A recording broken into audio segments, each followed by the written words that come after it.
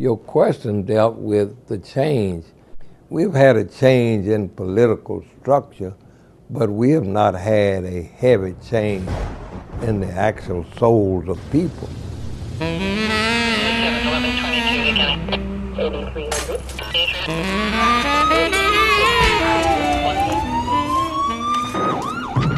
Let us stand with a greater determination. Let us move on. Some photographers use their camera to express artistic creativity. Ernest Withers saw his camera as a tool used to document history, and his photographs give visual proof of history's greatest lessons. In photography, I've had so many conversations with people now about, what were you thinking when you shot that shot? I can't. Can I reenact 5 million shots? If I could do that, I just can't think of that precise moment. Although he couldn't remember all the pictures he took, he always seemed to know the story behind every single image.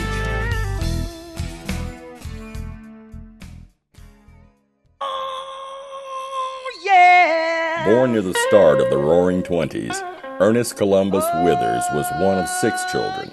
His mother died when he was 6, and his father became the foundation of his upbringing. The relationship between he and his father would always be challenging. When Ernest was in the 8th grade, his sister bought her boyfriend a Brownie camera that ended up launching his career. And her boyfriend didn't care about no camera. That was just another toy. And so he passed it off to her brother. And I was approaching the 9th grade. Being a little free-flowing young man, I got up in the back of the auditorium and walked to the front to make a picture of world heavyweight champion Joe Louis. His wife came to our school campus and was on the stage, and the children just laughed. After finishing high school, I went into the Army, and I was a company commander's Jeep driver, and the table organization called for a photographer, and this was my desire to be a picture taker. Withers enlisted in the United States Army and served in the South Pacific during World War II. He was trained in the Army School of Photography, and after his military service, he and his brother opened a studio in North Memphis. His father thought he should become a mailman. My father thought that I was a pretty foolish boy, that I would come out of the military instead of taking a job in the United States Post Office, where I possibly could have gotten a job because of him having worked in the post office, and I would have been just going to work and coming home, going to work and coming home. It still was a seed of individual ambition to be a photographer. Withers was one of the first African Americans to become a Memphis police officer in 1948. Once again, his father didn't agree with his decision. He served as a policeman in spite of his father's disapproval. But after 3 years, it was clear to him his destiny was to be a photographer. When the Memphis Police Department opened up its doors for the application of black men to be policemen, I went down there against his will and made an application, became a policeman. He didn't really want me to be there because he didn't have so much love for policemen. Once I came on the police department, I became a popular image as the picture taker that is a policeman, picture-taking policeman. So I began to draw customers from throughout Memphis because I was a policeman. I had a situation where I was a policeman and doing photographs for Look magazine out of Houston, Texas. When the black people of Memphis struck the commercial appeal, the white photographers at the commercial appeal could not come to the black rallies because the black folk would run them away. So if they wanted any kind of picture, they had to get it from me. Time magazine was really interested in a newspaper strike in Memphis, and Louis Silvers, who was a writer for the Commercial Appeal and a stringer for Time magazine, asked me to provide him with a picture, and so I did. And then when I got too popular as a photographer and a policeman, then the police department got tired of my being a policeman, and the lieutenants were grouchy, and they soon made a way to kick me off the police department because I could not be used in their private gimmicks to frame and entrap bootleggers on the weekend and things the way you need an undercover policeman to do. Because you were too popular. I was too popular. Everybody knew me. A greater percentage of people knew me, and when I moved in the Walker home down there in West Junction where all the Cone whiskey maker was, some of them guys saw me in them cabs and this old guy, police, he just coming down here to snoop on us. But he didn't know I was down there to live, and I wasn't no police no more. But these were the images that you have to outlive. In 1951, Chicago Defender publisher John H. Singstack began publishing the Tri-State Defender in Memphis. Ernest Withers was recruited by the newspaper's editor to be the photographer, and he began a journey through history that would take him a lifetime to complete. My interest out of Memphis led me into Mississippi, Alabama, Arkansas, Tennessee, in behalf of the Defender publications. The Bible for the black people in the South was the Chicago Defender. Hardin Carter, a newspaper publisher out of Greenwood, Mississippi, said that the white people in the Delta read the commercial appeal like it was the Bible, and when they died, they wanted to be buried in the Peabody Hotel. So, which means that if they read the white paper like that, then black people, same thing. I went to Chicago and I had a friend. I said, I sure want to see one of them Chicago Defenders. He said, man, I don't read that Chicago Defender. They're so busy defending the people in the South, and we up here in Chicago, we're a little free. And if I read that Chicago Defender, I can go out on the street and start slapping white folk. That, you know, he had been converted to an acceptability within the city of Chicago where the people in the South were still dependent on the thirst of reading black publications. The strength of the black press continued to grow throughout the 1950s and 60s, and Withers became a key figure in documenting this time in history. He accepted the physical risk associated with being on the front line of the civil rights struggle, and much like a war correspondent, he always carried out his assignment. In 1955, photographs of a Chicago teenager, Emmett Till, who was lynched while visiting relatives in Money, Mississippi, for allegedly whistling at a white woman, made the front page of the Chicago Defender and newspapers across the nation. His photographs sparked a nationwide cry for justice, even though the compensation for his services left much to be desired. John Singstack told Mr. Wilson after I worked a week at the Emmett Till trial that my salary was $35. And that was $35 for working 7 days in Mississippi. The white folks pointing at you.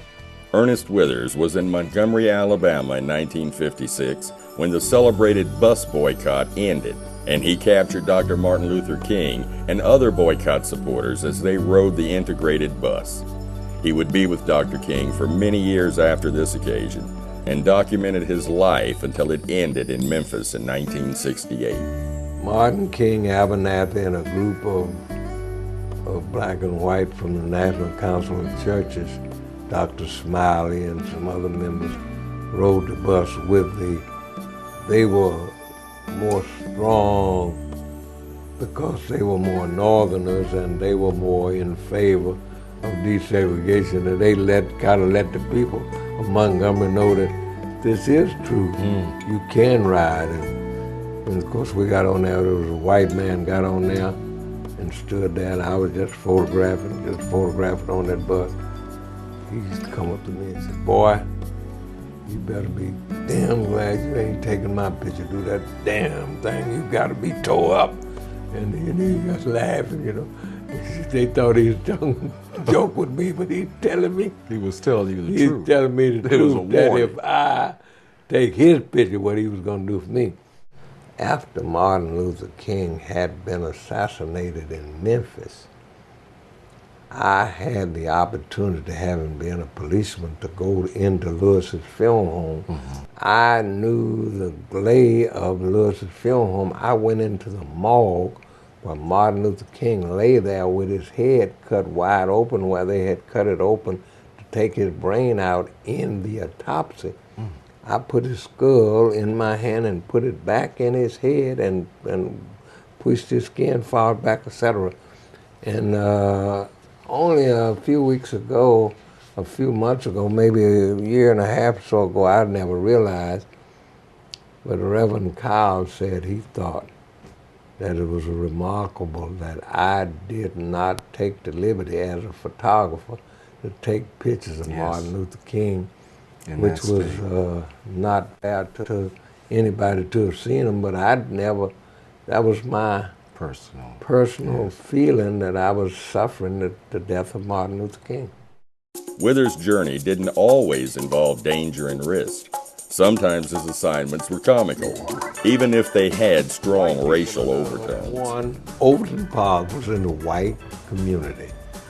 Overton Park, a prime white community. Overton meant white.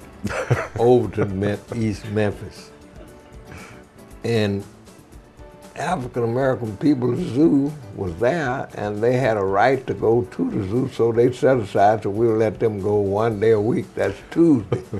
And of course, on the day that it was the Negro Day and being in the white community, they would put that sign out there. There wasn't no advertising, y'all can't come.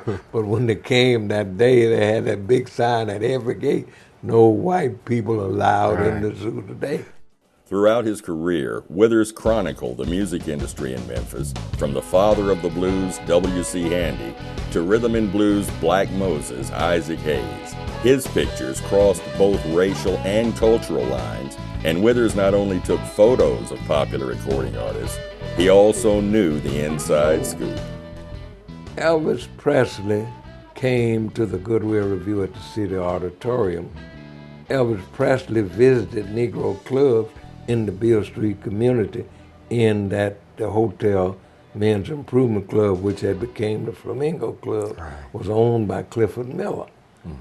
Elvis Presley came not only to Beale Street for music, but he came to Beale Street to get barbecue. Culpepper was a great barbecue man, and he would tell some white fellas, the white press, I'm going down to Mr. Culpepper to get me some barbecue.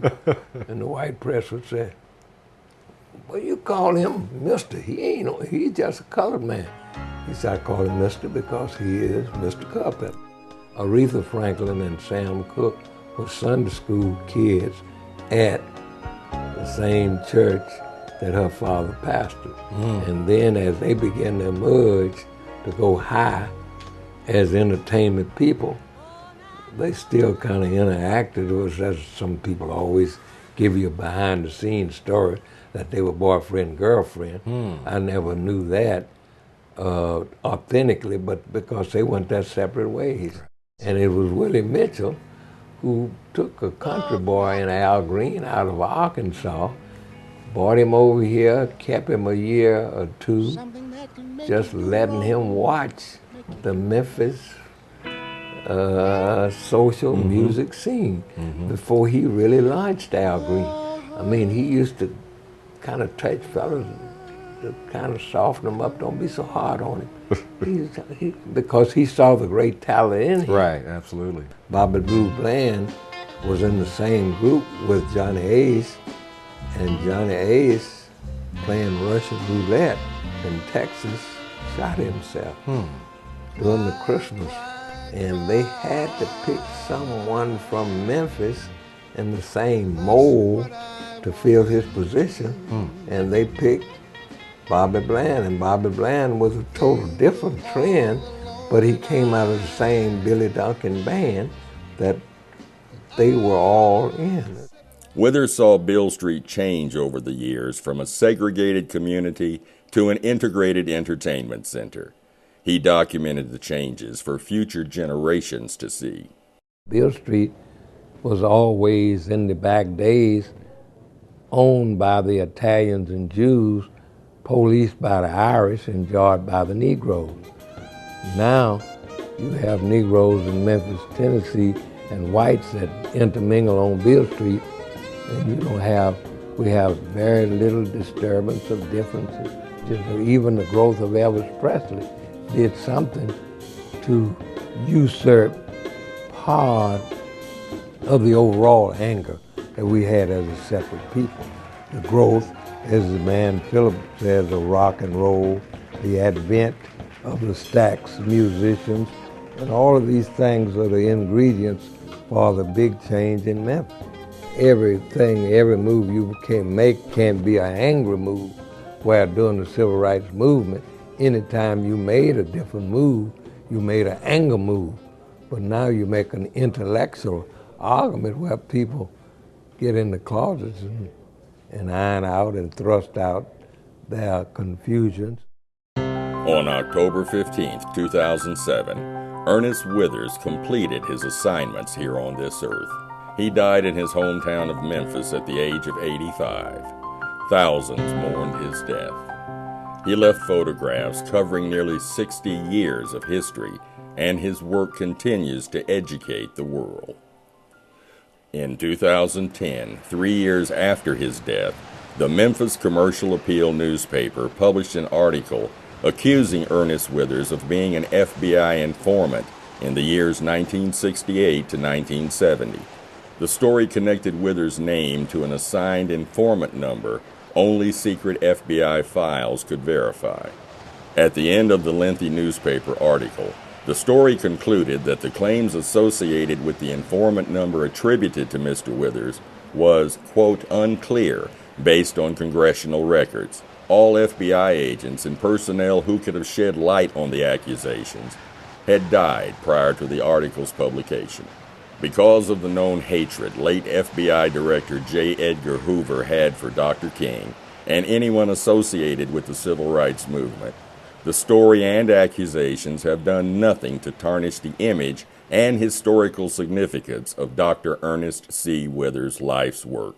If anything, because the accusations were presented only after his death, the story may serve to immortalize his memory. Everybody got to be their own quarterback. They have got to learn to call the signals of living themselves. I didn't exactly want to be exactly like my daddy. I wanted to be like the man that I saw taking pictures at school. Instead, my father wanted me to be in the post office as a letter carrier, but I thought that if this man was coming to my school taking pictures and making a living, then I ought to be able to do that. Is that all right, Daddy? Well, if that's what you want to do, but I don't think that's what I'd like for you to do. When you are fibrally trained very strongly as a young person, yeah, you get a little older, but there are some things that the ethics of your family, of your pride of your family and your father, that you just don't drop totally. But yet you do not live perfectly like he, she, or mama or daddy wants you to live, but you live a little bit better, a little bit different from them, but you don't stray too far away from the morality of the hope of your father and mother.